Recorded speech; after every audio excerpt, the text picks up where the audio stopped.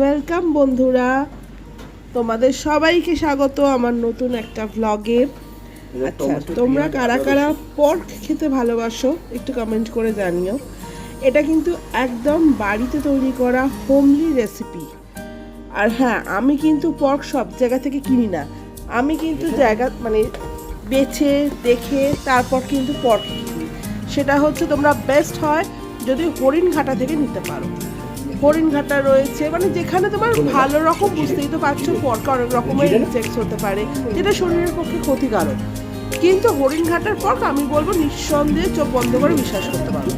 আচ্ছা, এইবার যেটা বলবো সেটা হচ্ছে পর্কটাকে কিন্তু বাড়িতে এনে ভালো করে সেদ্ধ করে নেবে। সেদ্ধ করে নিলে পর্কটা সেদ্ধ তো হয়েই যাবে, প্লাস তার সাথে তোমার ভেতরে যদি কোনো ইনসেক্ট বা কিছু থেকে থাকে বা কোনো নোংরা কিছু থেকে থাকে সেটা কিন্তু বেরিয়ে যাবে। তারপরে যেরকম আমরা নর্মালি মাংস রান্না করি বাড়িতে সেভাবেই মাংস রান্না করবে। পর আলুটাকে সেদ্ধ করে নেবে, প্লাস আমি যেটা করেছিলাম পেঁয়াজ কুচি, আদা কুচি আর লঙ্কা কুচি, তার সাথে আদা কুচি নাও দিতে পারো, আদা রসুনের পেস্ট আজকাল বাজারে পাওয়া যায় সেটাও নিতে পারো। তার সাথে সব রকমের গুঁড়ো মশলা, হলুদ, লঙ্কা, জিরে, ধনে, গরম মশলা, নুন, আর স্পেশালি হচ্ছে তোমার সর্ষের তেল।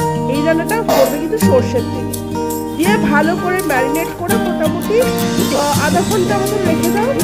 রেখে দিয়ে তারপর কড়াইতে তেল গরম হলে কিছু করতে হবে না, ওই ম্যারিনেট করা পটটা একদম কড়াই গরম তেলের মধ্যে দিয়ে দাও। দিয়ে ভালো করে এবার কষতে হবে। কষতে কষতে কষতে কষতে দেখবে ওটা পটটা তো অলরেডি তোমাদের সেদ্ধ করাই, তো এটা নরমই আছে, ঠিক আছে। তো এবার কষতে কষতে দেখবে কালারটাও চেঞ্জ হবে।